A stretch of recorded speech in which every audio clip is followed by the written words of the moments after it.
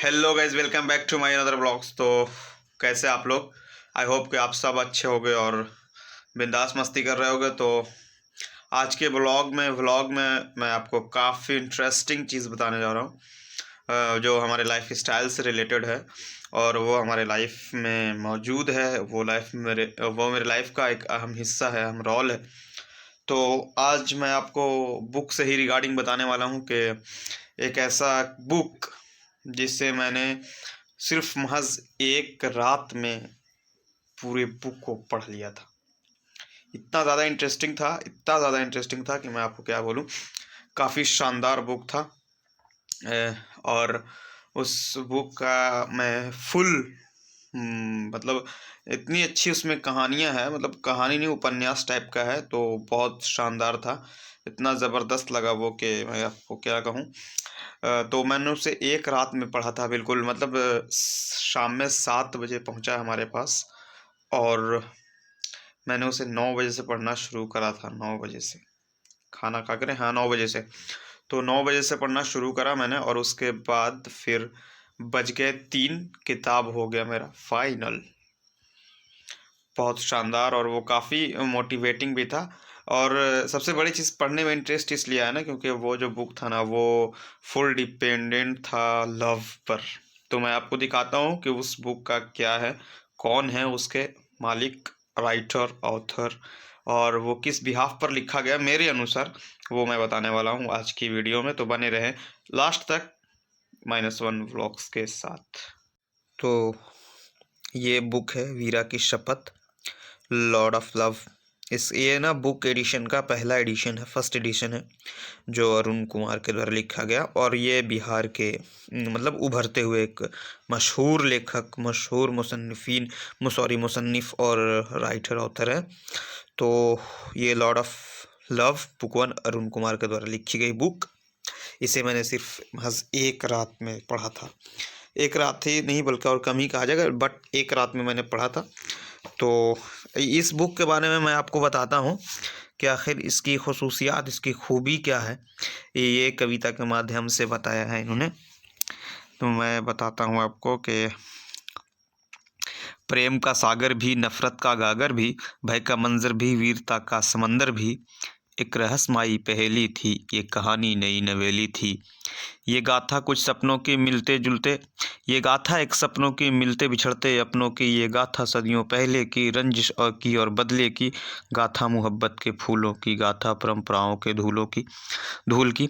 दरअसल ये जो बुक है ना वो बिल्कुल लव पे है, लव पे बेस्ड है। क्योंकि जब एक बंदा किसी से प्रेम के सागर में डूबता है ना, तो उसको कई परेशानियों का सामना करना पड़ता है।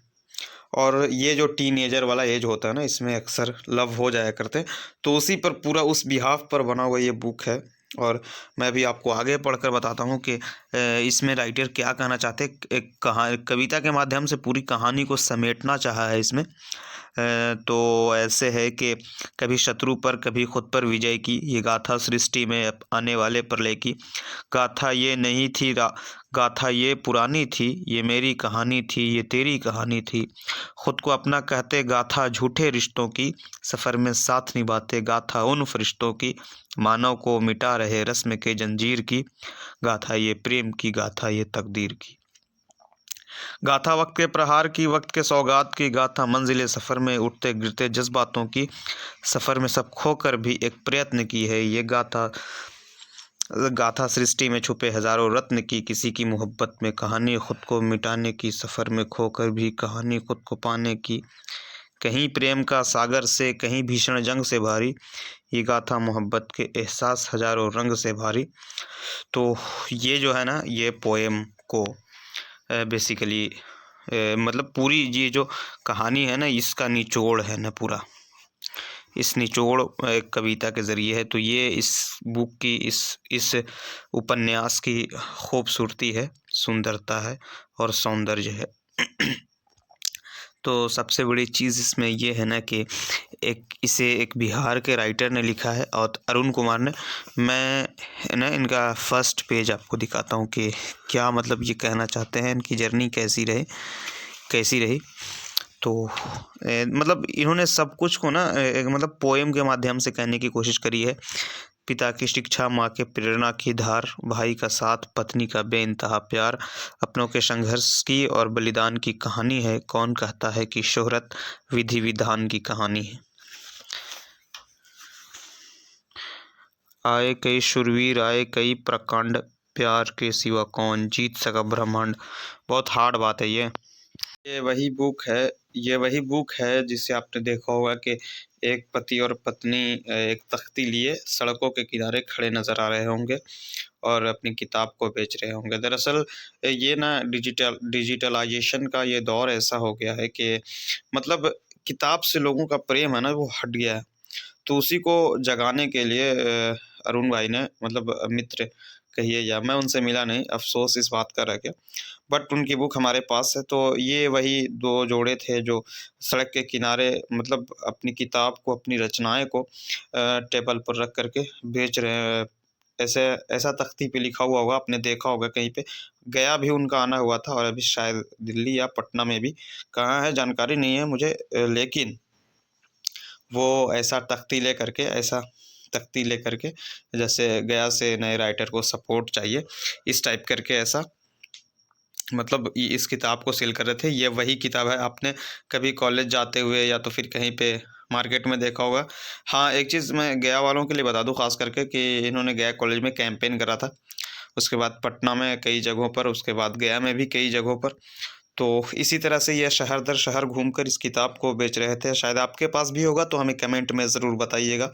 बने रहें -1 ब्लॉग के साथ, मिलते हैं नेक्स्ट ब्लॉग में। जय हिंद। तो ये जो वीरा की शपथ आप देख रहे हैं ना, ये इस पूरी बुक को तो शायद इस ब्लॉग में कंप्लीट कर पाना मुश्किल है। तो नेक्स्ट ब्लॉग में I will try to describe this book. लेकिन आपको एक और अमेजिंग चीज़ बता दूं कि